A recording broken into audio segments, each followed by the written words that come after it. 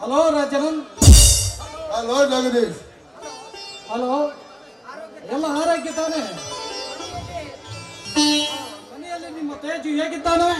ಅವನೇನಪ್ಪ ಈಗ ಬೆಂಗಳೂರಿನಲ್ಲಿ MA ಮುಗಿಸಿ ಗುಜರಾತ್ನಲ್ಲಿ ಟ್ರೈನಿಂಗ್ ಮುಗಿಸಿ ಅವನು ಅಲ್ಲಿ ನೌಕರಿ ಮಾಡುವ ಸಾಧ್ಯತೆ ಇದೆ.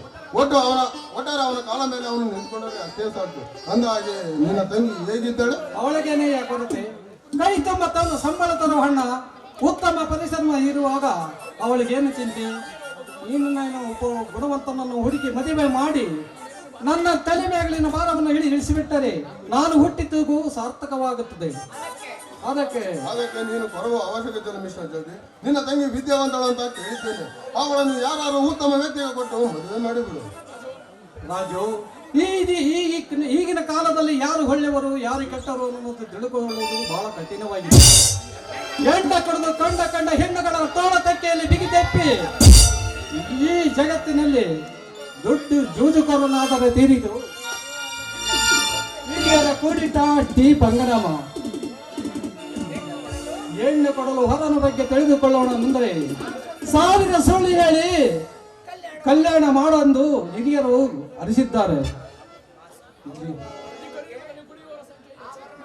ಆ ವರನ ಬಗ್ಗೆ ತಿಳಿದುಕೊಳ್ಳೋಣ ಅಂದರೆ ಕಡು ಸತ್ಯ ಹೇಳಲು ಈ ಕಲಿಯುಗದಲ್ಲಿ ಕುಡಿಯೋರ ಸಂಖ್ಯೆ ಅತಿ ಹೆಚ್ಚಾಗಿದೆ. ಏಕೆಂತ ವರನನ್ನು ಹುಡುಕೋದು ಬಹಳ ಕಷ್ಟವಾಗಿ ಬಿಟ್ಟಿದೆ. ಅದಕ್ಕೋಸ್ಕರಾಗಿ ನನಗೆ ಕೂಡಿಡುವ ಆಸ್ತಿ ಮುಖ್ಯವಲ್ಲ, ಏಕೆಂತ ವರನೇ ನನ್ನ ತಂಗಿಯ ಕೈ ಹಿಡಿದು ಗಂಡನಾಗಬೇಕು. ಹಣ ಹೀರದಿದ್ದರೂ ಗುಣ ಮುಖ್ಯ. ಗುಣವಂತನೇ ನನ್ನ ತಂಗಿಯ ಕೈ ಹಿಡಿದು ಗಂಡನಾಗಬೇಕು. ಇದೇ ಸತ್ಯ ರಾಜು, ಇದು ಸತ್ಯ. ಅದಕ್ಕೆ ನೀನು ಕೊಡುವ ಅವಶ್ಯಕತೆ ಮಿಸ್ಟರ್ ಜಗದೀಶ್. ನೀನು ಯಾರನ್ನಾದರೂ ಹುಡುಕಲಿಕ್ಕೆ ಪ್ರಯತ್ನ ಪಟ್ಟಿದ್ದೀಯಾ? ಇಲ್ಲ ರಾಜು, ಜಗದೀಶ್, ಇಲ್ಲ ರಾಜು. ನೀನು ತಪ್ಪು ತಿಳಿದುಕೊಳ್ಳಲೆಂದರೆ ನಿನ್ನಲ್ಲಿ ಒಂದು ಮಾತು ಕೇಳಬೇಕೆಂದರೆ Jagadish, friend is second wife. ಅದರಲ್ಲೂ ನೀನು ನನ್ನ ಬಾಲ್ಯ ಸ್ನೇಹಿತ, ದೂರದ ಸಂಬಂಧಿಕನೂ ಕೂಡ. ಅಂದಾಗ ನೀನೇ ನನ್ನ ತಂಗಿಗೆ ತಕ್ಕ ಜೋಡಿ.